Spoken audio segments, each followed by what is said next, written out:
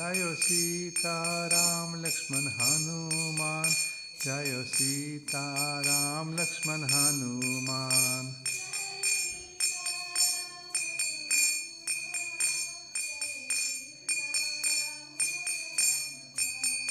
Jayo Gaura Nitai, Gaura Nitai, Gaura Nitai, Jaya Gaura Nitai.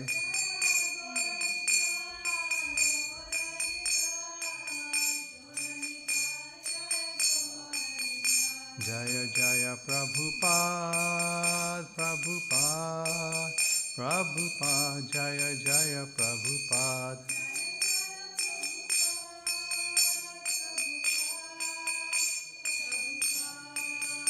Prabhupada, Jaya Jaya Gurudev, Gurudev, Gurudev, Jaya Jaya Gurudev.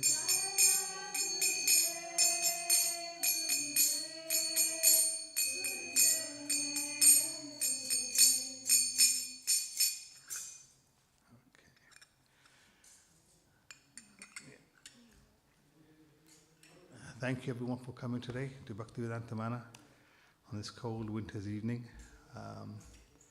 So today we're going to do a class from the Bhagavad Gita. So we will be doing from chapter 5, verse 10 and 11. I was supposed to do verse 12 today, but obviously they said it hasn't been covered, so can you cover that? I said, okay, I'll give it a try. See what happens. So if there should be some Bhagavad Gitas, I think, or you can get it on your phone if you just type in Bhagavad Gita, chapter 5, verse 10 and then 11. So we'll talk about that. Okay, so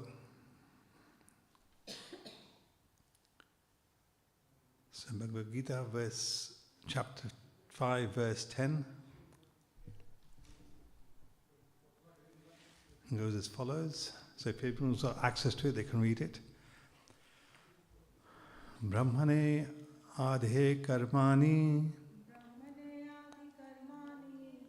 sangam tvakta karoti ya lipyate nasa papena padam patram evam vasha. Okay, let's try once again. Brahmani adhe karmani tvakta karoti yaha sangam tvakta karoti yaha lipite na sa papena padam patram evam bhasa. So translating that, translation by His Divine Grace Srila Prabhupada. One who performs his duty without attachment, surrendering the results onto the Supreme Lord, is unaffected by sinful action, as a lotus leaf is untouched by water. So, the purport by His Divine Grace A.C. Bhaktivedanta Swami Srila Prabhupada. Here, Brahmani means in Krishna consciousness. The material world is a sum total manifestation of the three modes of material nature, technically called Pradhan. The Vedic hymns Sarvam Hya Etad Brahma from the Mukandya Upanishad, Tasmad Etad Brahma Nama Rupam Ananja Jayate from the Mukunda Upanishad, and in the Bhagavad Gita 14.3, Mama Yonin Mahad Brahma, indicates that everything in the material world is a manifestation of Brahman. And although the effects are differently manifested, they are non-different from the Supreme, from the cause. In the Ishopanishad, it is stated that everything is related to the Supreme Brahman, or Krishna, and thus everything belongs to Him only. One who knows this perfectly well, that everything belongs to Krishna, that He is the proprietor of everything, and that therefore everything is engaged in his service of the Lord. Naturally, it has nothing to do with the results of his activities, whether virtuous or sinful. Even one's material body being a gift of the Lord for carrying out particular types of action can be engaged in Krishna consciousness. And this is then beyond contamination by sinful reactions, exactly as the lotus leaf, though remaining in the water, is not wet. The Lord also says in Gita 3:30, Mai sarvani karmani sannyasya, resign all works unto me, Krishna. The conclusion is that a person without Krishna consciousness acts according to concepts of the material body and senses, but a person in Krishna consciousness acts according to the knowledge that the body is the property of Krishna and should therefore be engaged in the service of Krishna. And then we have verse 5:11, which goes, Kayena manasa buddhaya kevalar indriya pari api yogena karma kurvanti sangam tvakta atma suddhaya.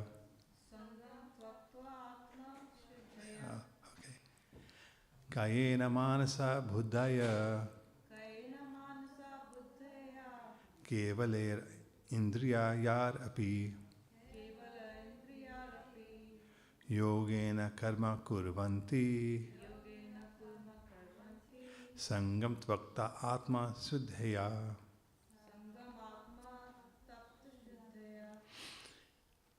Again, translation by His Divine Grace Srila Prabhupada. The yogis abandoning attachment with the body, mind, intelligence, and even with the senses, only for the purpose of purification. When one acts in Krishna consciousness for the satisfaction of the senses of Krishna, any action, whether of the mind, body, intelligence, or even the senses, is purified of material contamination. There are no material reactions resulting from the activities of Krishna consciousness person.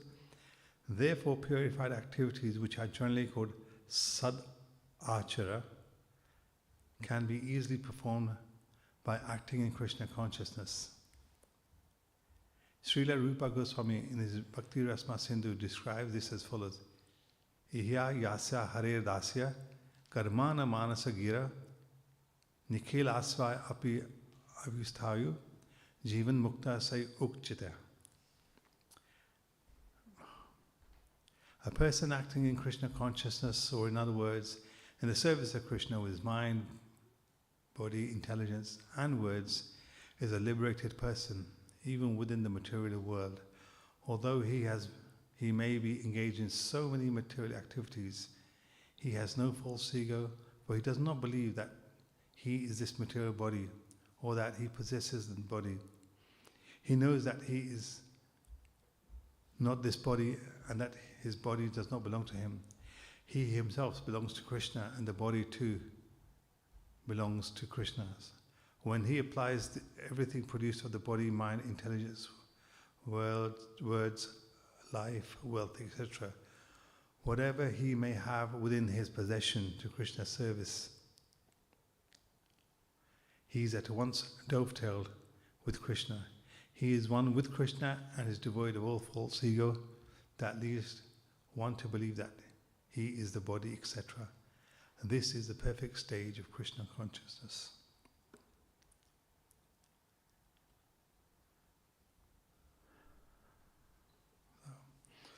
Om Jnanatimrindasya Jnananjala Shalakaya Chakshurunmilitam Yena Tasmai Sri Gurave Namaha. Namo Vishnupadaya Krishna Pastaya Bhutle Srimate Bhaktivedanta Swami Nityanamane Namaste Saraswati Devi Gauravani Pracharini Nirvishesha Shunyavadi Paschatapte Chatari Vanchakalpa Darubhaschai Kirpa Sandhub Evacha Patitanam Pavane Bhyo Vaishnave Bhyo Namo Namaha Koti Vaishnavinda Ki Jaya. Om Namo Bhagavate Vasudevaya.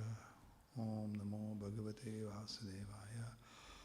Om Namo Bhagavate Vasudevaya. Thank you. Thank you all for coming. So I'll try to do my best to give what my interpretation of these two verses. So let's see how it goes. Please forgive me if I make any mistakes in saying things or my interpretation, but it's what I took in from reading the Bhagavad Gita. So, just a quick introduction. So, the Bhagavad Gita, as it is by Srila Prabhupada, and the Bhagavad Gita in general is considered to be a manual for life. Anything that we get these days, any product that we buy, comes with an instruction manual, and the manual will tell you how to use the item that we have. It's like, when you buy a phone or a laptop or anything similar, you get a guide. It tells you how to obtain the optimum performance from that item that you have. So in a similar way, the Bhagavad Gita is a manual how to get the best out of our lives. And then, if that's difficult to understand, the next stepping stone is what we have is the Srimad Bhagavatam, which gives us examples of how to live that life. It illustrates to us, people who have gone through this process, that how this world that we're living in, it's so confused. We have so many commitments, we have so many things that we need to do. We're constantly chasing around time. And then we're running around doing so many things and we don't seem to fit everything in. But the Srimad Bhagavatam tells us by examples of people who have actually followed this process and have managed to purify their lives. And for that, Krishna explains that we are part and parcel of him, and that we should also try and aim to purify our lives. Because all this running around in this world, this material world that we do, we live a very perplexed life. We're constantly engaged in everything. We're running around doing this, that, and the other. This whole material world is controlled by the three modes of material nature: lust, anger, and greed. Everything is dominated by those two things. Even if for a moment we think that we can walk out of it, out of those three things, it's only probably for a split second that we walk out from those three things. It's like when you come here to a temple, you find solace, you find peace. Your outside world, the doors are shut to the outside world. You don't know what's going on.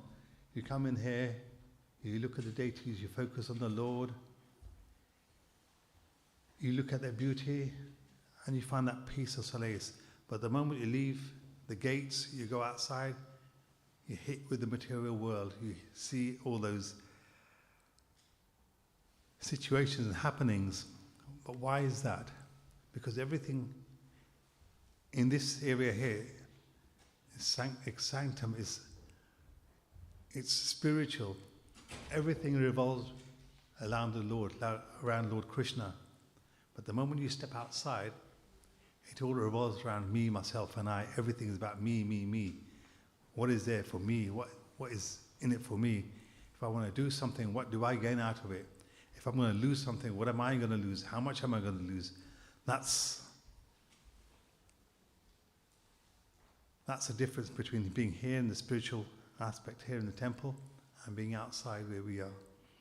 So which brings us onto our chapter today of Karma Yoga. So, Karma Yoga, anybody have any rough idea what the meaning is? What does it mean? Anyone want to take a wild guess? There's no right or wrong answer, but obviously. Karma Yoga, what does it mean? Just any. What does it sort of mean to a person? What does it mean to you? First. To me? Yeah. Karma means to work, and yoga means linking oneself to God. So. Yeah. Anything else? Anybody have an idea? Mataji, what do you think? It's, yeah. Okay. Actions, yeah. That's, yeah. Anyone else? Just take a wild guess. There's no right or wrong answer. It's just everyone has a different interpretation of what it means. Karma yoga is like some action. After this action, you wait something, but you will receive like a fair reaction. Yeah.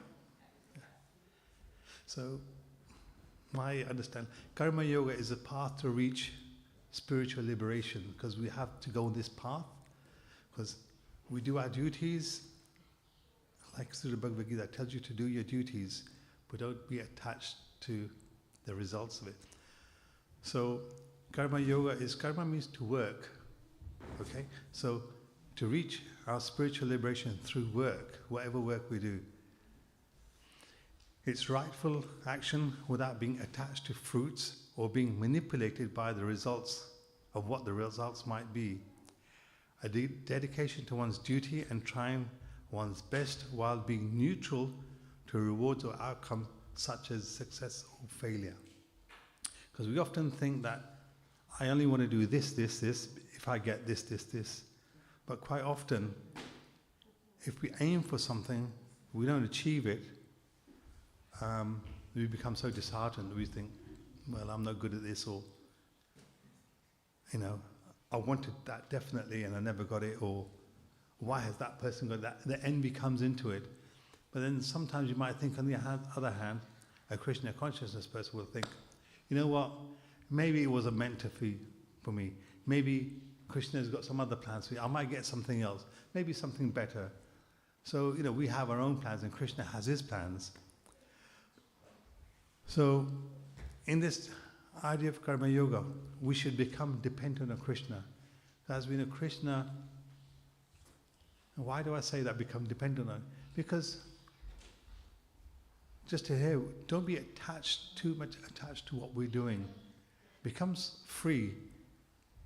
Leave your responsibilities on Krishna. Because if you take to Krishna consciousness, Krishna will ultimately look after us. It's like, at home, we all have our duties to do. A father has his duties, mother has her duties, a son has all duties. We have to all do our duties, but there is also an entity, a point that we have our spiritual duty that we must do. So we must incorporate a bit of spirituality. Now, why do you think we need that spirituality? Because we need to have a focus, we need to have an aim, we need to have a goal. Because without an aim or a goal, you're just going anywhere and nowhere. You're like a lost person. It's like when you have to travel from, say, here to Birmingham, you don't know the way, you need to put it in the sat-nav, which will guide you. But if you think, oh, you know what, I'll just take that road, it'll lead me there, it doesn't go that way. So that's why we need to have a little bit spirituality into it. But now, where do we focus our mind? We have to focus our mind on Krishna, because he will provide us with everything. Now, why do we think that? Because there's a nice verse from chapter 10, verse 8. Aham sarvasya prabhavo mata sarvam parvartate iti matva bhujante mam bhuda bhava sammitaha. Which means, Krishna categorically states that I am the source of all spiritual and material worlds. Everything emanates from me. The wise who perfectly know this engage in my devotional service and worship me with all their hearts. So he's saying it in black and white that everything comes from me. Everything that you see here and in the spiritual world all come from me. So you need to dovetail whatever service you do towards me. And now sometimes we think, well, really, does Krishna is in charge of everything? But we know Lord Krishna, he is Sarva Karan Karan. He is the cause of all causes. So what we need to do is, like just as a child, when he needs something, He's not worried whether, if he's feeling hungry, he wants something to eat, he'll just go open the cupboard, find something there. Why? Because he knows his mother or the father will have things in there. So he hasn't got to worry about anything. In a similar way, Krishna is saying, everything comes from me, worship me with all your hearts.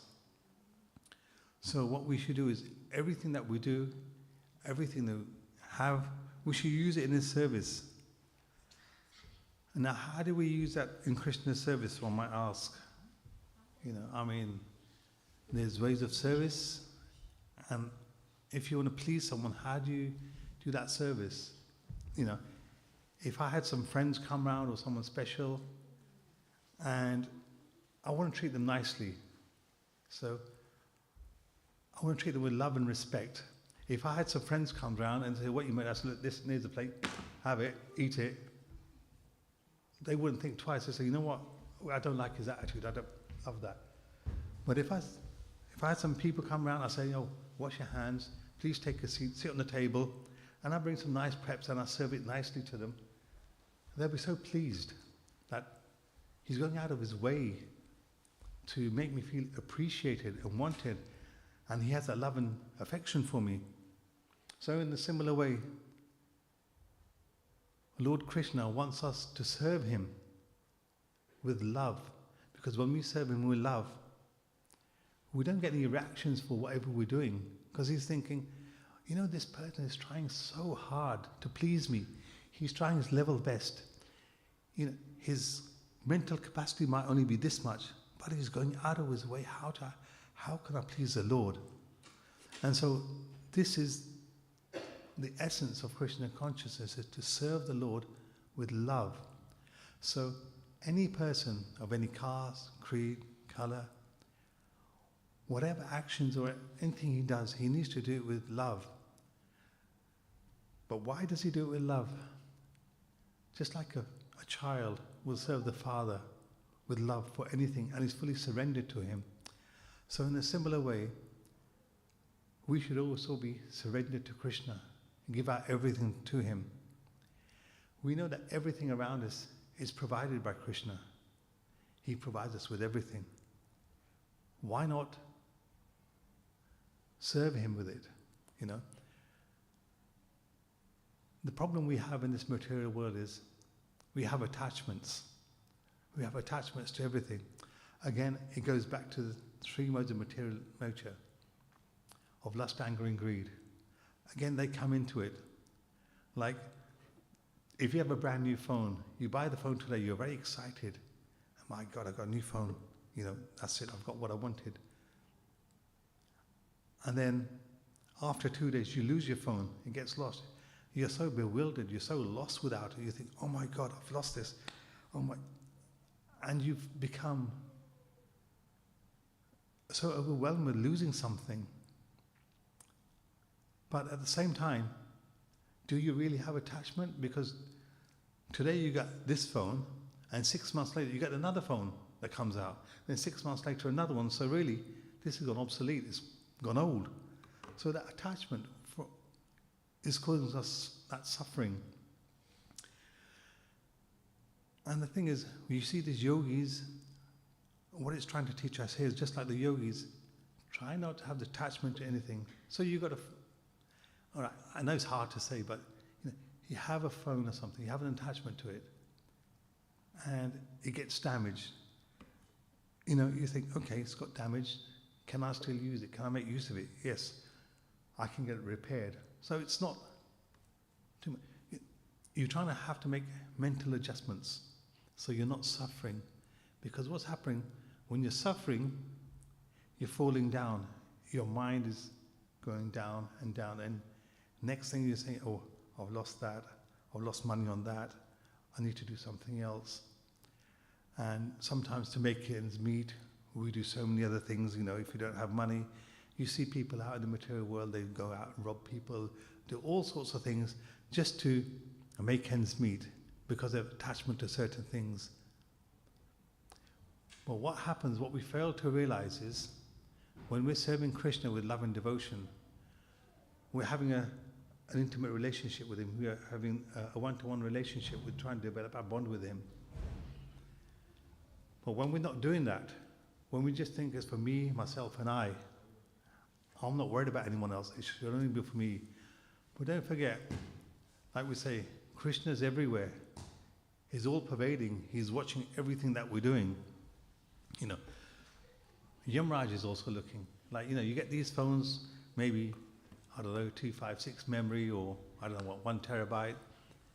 But when you think Yamraj, he's probably got a massive memory bank that he records everyone's actions and doings. So we've had so many lifetimes, lifetime after lifetime after lifetime, and we either accumulate pap or punya. So pap is the bad things that we do, and punya is the good things that we do. So we're accumulating a bit of both. It's like a scale, you know, which side is heavier. So, but why does that happen? Because this material world is difficult for us and everyone. We're wanting to enjoy everything separate from Krishna, you know. We're trying to exploiting and plundering all the resources of material nature. And when we continue to do so, is based on our free will, you know. But for the eternal soul, all these things from the perspective of eternity, what is one lifetime? So we're coming here to enjoy everything that Krishna has given us in this lifetime. Are we making use of it? Don't forget, we have to go through the cycle of 840 million species of life. We've gone through all those life cycles. We don't know how many paps or punyas that we committed, but now we've got this opportunity, right, to serve the Lord, where we can say, Krishna, I want to become free from these, you know, because our lifetime, when we think of it, maybe 50, 80, 100 years, but for Krishna it's just like not even a flash of a second, not even for a moment. But then again, saying that, what is our lifetime? It's a flash of a second.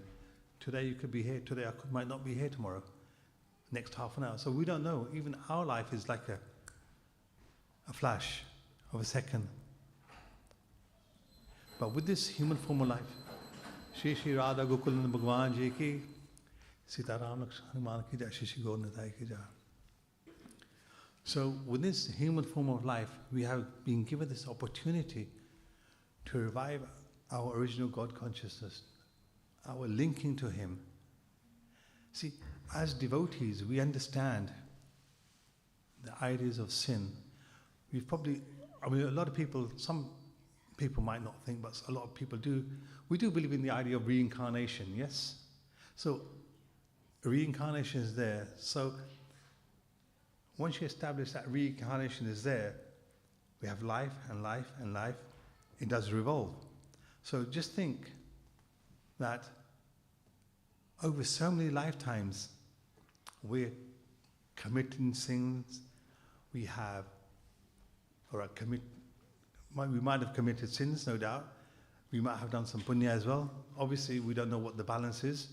So when you come to become into Krishna consciousness, you learn more about Krishna, you read through the Gita, you read through the Bhagavad, you understand the very smallest, minutest of details, that every living entity has a soul. You know, from us to small animals, to plants and trees, even they were living, even though the consciousness is very low, very minute, but they are still living. So, how do we, in one way, overcome these sins? I mean, there's even in the food that we eat, you know, in someone's consciousness has gone how they make the food. They say there's a whole trail of consciousness that follows within that food. And then you're taking on other people's sins.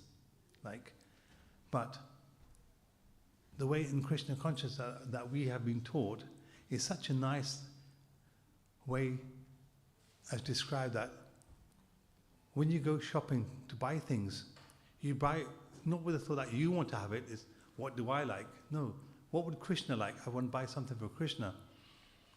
Oh, this is a nice fruit, I'll buy it for Krishna, I can offer it to him. This vegetable, I can make a nice bhoga and I can offer it to him. So with the prasadam that we have, we make a nice preparation. Our consciousness is thinking of Krishna, I'm cooking it for him, not for my own personal sense gratification. So in that aspect, we are controlling our senses. So when we cook for Krishna, we're making it for him. And once we made a nice bhoga plate, what do?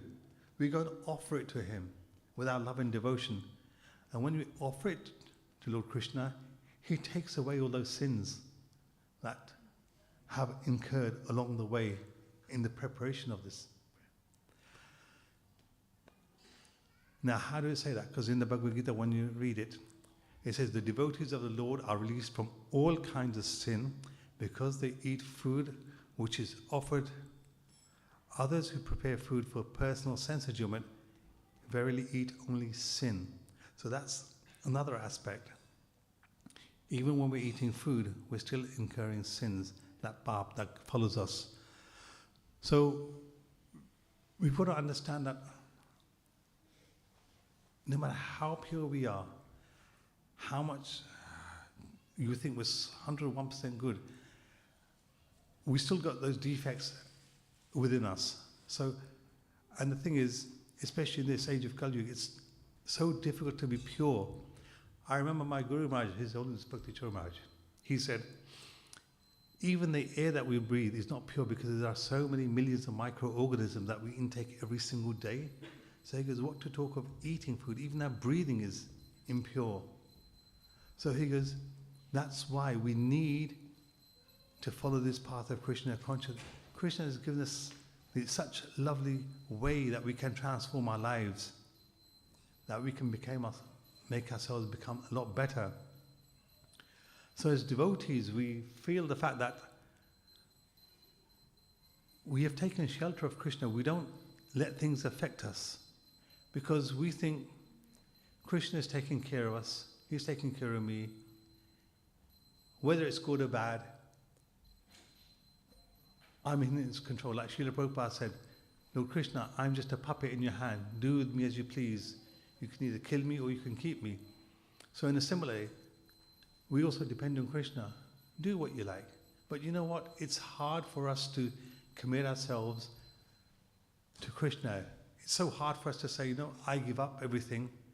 Please take care of me. But I'm sure as children, we never worried about anything. Were you worried about anything when you're small? Were you worried about what's going to happen to you? Where your food's going to come in from? Where your clothing's going to come from? No, we never worried about anything like that. Because our parents look after us. Because we had 101% faith in them that whatever I need, clothing, whatever I need to eat, will be taken care of. So in a similar way, when we come into Krishna consciousness, we shouldn't let things affect us. We'll have all these ups and downs that come in. Just like when you see heavy rainfall, we'll go through all these ups and downs, all these things that might happen to us in our life, but we've got to have faith in Krishna consciousness.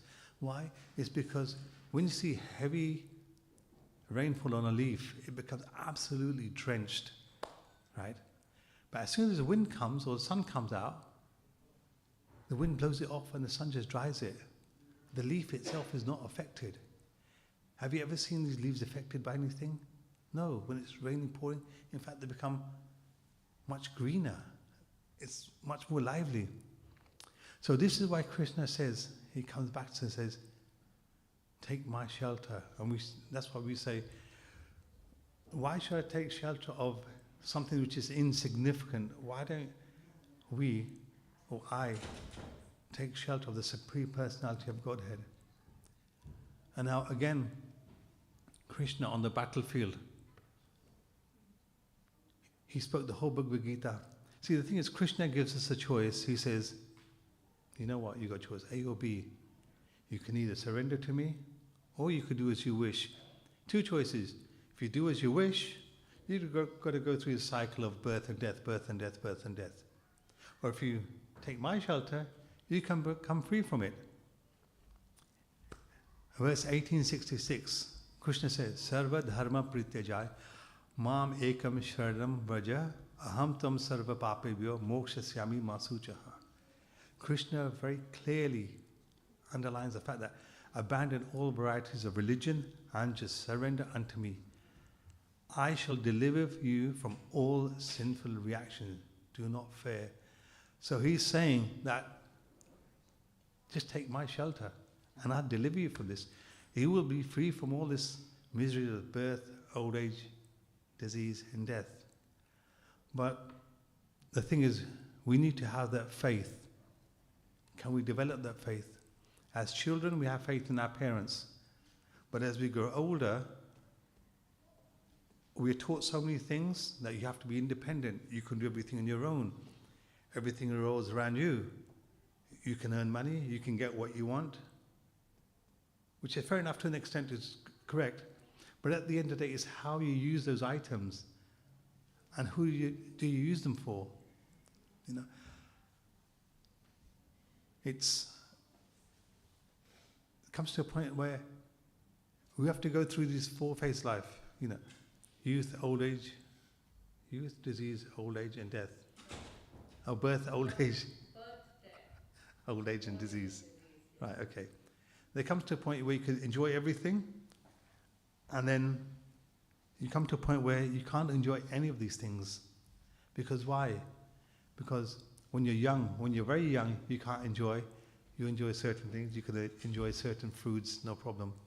And the youth, you can do everything. You think, it's me. You want to experience, you want to expand your horizons, you want to do so many things. And then when you start working, you're bogged down with a 9 to 5, every day working. You don't have time for anything else. Because we're always thinking, you know what, I'll wait a few more years, then I'll start doing this. I'll wait a few more years, then I'll start doing this. And then what happens? Time is flying by. Then you come into old age, and you think, boy, my eyesight's gone really bad. I can't really read that. That's why I have to magnify it here myself. Your eyesight's gone bad. You're losing your hearing. You're losing your teeth. You don't have that opportunity. And then finally, what happens? Eventually, everything in this world has to go through the 4 cycles: birth, old age, disease, and death. Everything dies. It dwindles down. From the biggest of trees that you can see that can live for thousands of years, eventually they will have to perish. Okay? And what to talk of human beings? Animals, you see everything around us eventually does perish. So Krishna says, how? What are the means to overcome this? Because the yogis who perfected this, they use their mind, body, mind and words in the service of the Lord to reduce all these sins. It's like when you have gold. To purify it, you must put it in the heat to remove any, what's that thing they call it? Yes, impurities. So you have to put it in heat and heat it to thousands of degrees. It's going to be red hot. Only then will all the impurities come out. So we've also got impurities in ourselves. We don't need to go through this fire process. Now, to reduce these impurities and sins that we have the 9 process of devotional service, which is to purify the Atma and the soul. Okay? Like hearing, listening, chanting, serving. So we have loads of these devotional services that we can all do, and they're very easy to do. They're not time-consuming. I'm sure everybody can take out 5 minutes from the day, 5 or 10 minutes out of every single day, just to do any one of these services.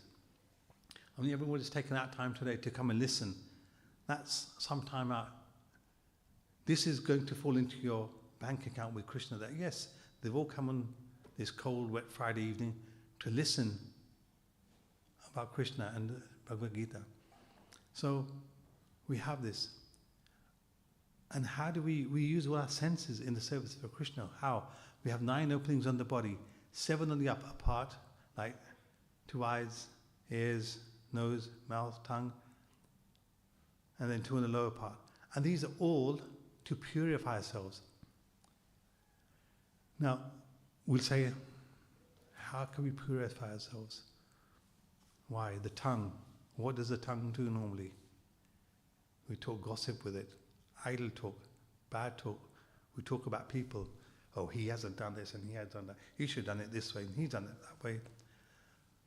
So even though you're indirectly criticizing people, but you're still incurring some sin on that. So what's the best way to purify our tongue? Through chanting the holy name and having prasadam. Secondly, you have the ears. Okay? We listen to so many things, you have to listen. Something's good, something's bad. Gossip again. But how can we purify the ears? Listening to the holy name, listening to Krishna Katha, listening to Srimad Bhagavatam, listening to lectures. We all have the opportunity. How can we purify our eyes? We will come in here for one reason, to take darshan of Sri Sri Radha Gokul Nanji, see how beautiful they are. Every day, twice a day they're wearing different dress. So now they're getting dressed for the evening, so they'll have an evening dress. You come in the morning, they'll have a morning dress. So look how gorgeous they look. I suppose if you go to any other temple, you won't find the beauty of Radha Krishna as you do here. They just automatically attract you. Okay? So you've got the nose. After Aarti will be done, they'll pass around flowers. Smell those flowers. They've been offered to the Lord. That's how you can use your nose to purify your senses. You've got your hands, legs. We can use that in the service for the Lord. Cooking, cleaning, serving others, helping others. See, like a yogi is concerned with his Atma, what's inside him. Don't forget, we are all part and parcel of Krishna. Our Atma is a minute particle of that Supreme Lord. We have almost the same quality as the Lord, but in very minute details, just as a child, as a son would have the qualities of the father, but in minute details. And so in a similar way, we have the same quality as Krishna, but in very, very minute details. So a yogi, he's more interested about the Atma, about the soul. How can I purify the soul? He's not interested in the body because he knows the body is temporary. He'll have to leave the body at some time, whether he's 5, 10, 15, 20, 30 or 100 years. He will soon have to leave that. The Krishna consciousness person, he becomes aloof from everything. He's not worried. He's thinking, you know what, Krishna will provide for me. I just have to depend on Krishna, just like a child depends on his parents. He doesn't have to worry about what's at home. In a similar way, we need to have our faith in Krishna. Krishna will provide, because we all know that Krishna provides everything for us, for the smallest of ants to the biggest of elephants. They all are provided with what they need. So a yogi doesn't care what others think. Yogis are thinking, Krishna is here with me, he's sitting here with me, he'll provide for me, he'll give me what I need. And that's how they overcome this process of reducing their sins. Why? Just because we said, like at the beginning we said, this karma yoga is a path for spiritual liberation through the work that we do. Every work that we do has a reaction, an equal and opposite reaction. So we want to have good reactions. How is that? When we do service for the Lord. When we do the wrong actions, again, comes to that state where you have the papa and punya. You'll incur either sin or you get the credits for that, punya. So there's a very good example in the Srimad Bhagavatam of Lord Rishabdev. He's a very pious king. See, this human life is meant specially for the revival of our relationship with the Supreme Lord. And to this end, all kinds of austerities and penances should be accepted. By austere activities, one's heart can be cleansed of material contamination. Like today is Ekadashi. a lot of people do find it hard to even keep Ekadashi, right? So can you imagine you have that austerity that I'm not going to have any grain today? Some people find that so hard. And yet this is a small austerity. Krishna is not saying don't eat, he's saying eat, but don't eat grain because sins lie in grain. Okay? So he said just for that one day, try and abstain from eating anything with grain in it. So he said, but you can have fruits and milk and there's so many other things that you can have. So this is austerity. And by doing these austerities, one's heart can be cleansed of all this material contamination. And as a result, one can be situated on the spiritual platform slowly, slowly. To attain this perfection, one has to take shelter of a devotee and serve him. So that's why we always seek a spiritual master, because through the spiritual master, we're serving him. And when we say spiritual master, he has to come in a displic succession. Okay. And we treat, and he is a representative of Krishna. So if we're serving him nicely, then he will guide us. Then the doors of liberation will be open. But those who are materially attached to sense gratification will gradually become entangled in the material consciousness and suffer the miseries of birth, old age, disease, and death. So Lord Rishabdev taught us, he taught his sons all about devotional service. He told them, this is what you need to do. He was a great king. He had his children. He taught them, this is devotional service. This is what you need to do. And when they were capable of, Lord Rishabdev had a massive kingdom. And when his children were old enough and they were able to look after the kingdom, what did he do? He left the kingdom. Why? Because he was so much into the Lord. He just wanted to serve the Lord. He was so much, his mind was focused into the Lord. Yeah. He left his kingdom, went out in the forest, acted like a madman, because deep inside he wasn't worried about what people were thinking of him, what he was doing, how he looked. He was just acting completely like a madman. So, coming to the end,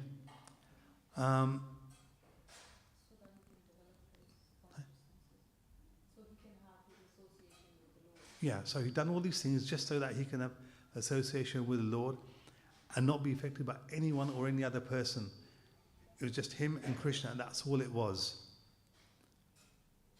So this brings us to the end. So how can we overcome this process of many lifetimes of sins that we've occurred? How can we overcome this?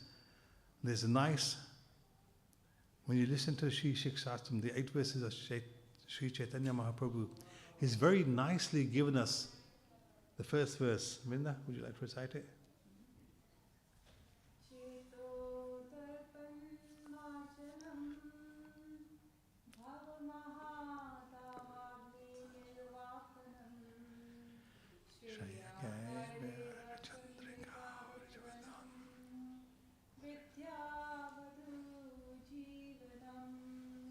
Okay. That's just the first verse. No, just the first verse. One. That's still the first one. Okay. Pratipadam Purnam. Oh yeah. Go on. Pratipadam Purnavadam Sarvatanam Snapanam Param Vijayate Shri Krishna.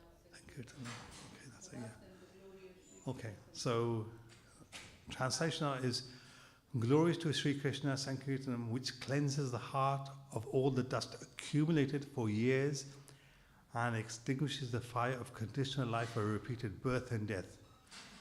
This Sankirtan movement is the prime benediction for humanity at large because it spreads the rays of benediction moon. It is the life of all transcendental knowledge.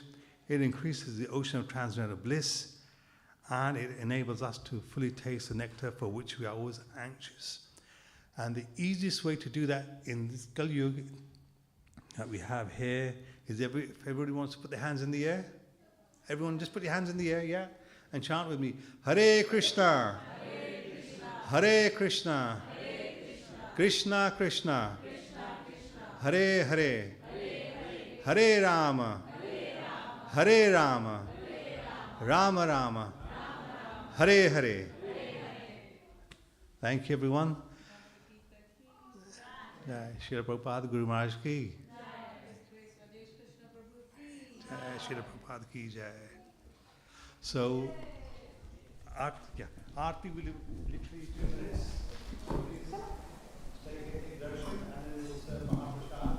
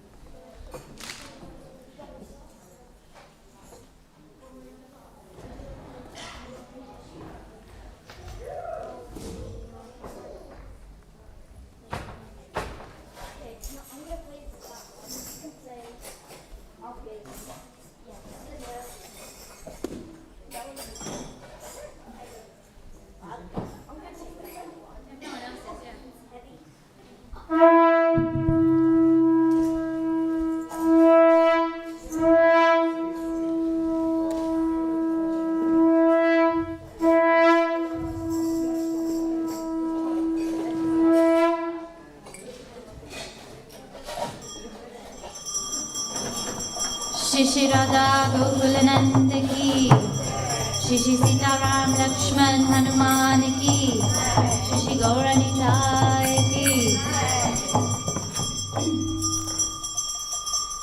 Jaya Jaya Gauracharya Arati Ko Shobha.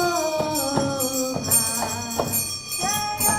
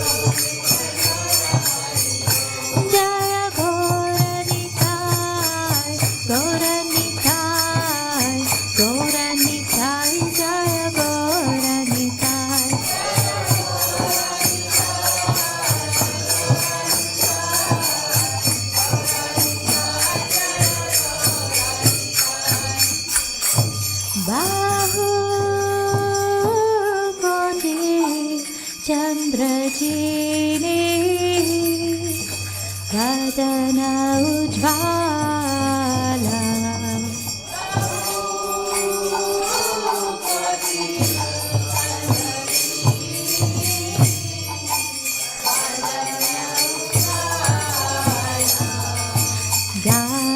गालदेशे वर्णमाला करे जलमाला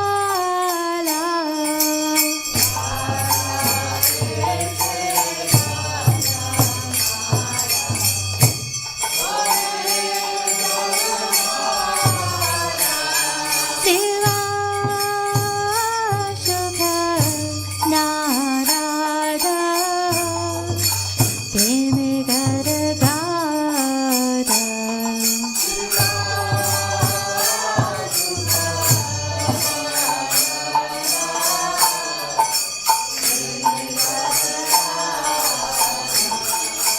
भगवती